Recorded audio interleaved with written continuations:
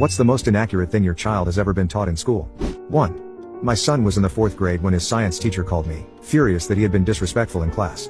I asked her what had happened. She said, I was teaching the students the difference between mammals and fish. I told them that sharks are mammals and whales are fish.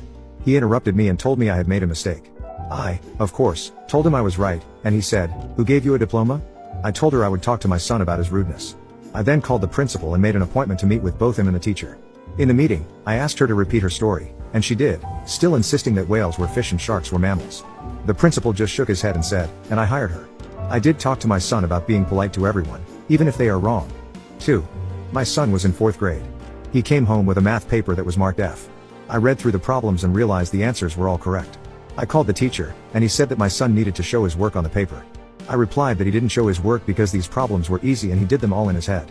I told him that if he wanted to take off some points for not explaining, that was one thing, but an F was completely unacceptable.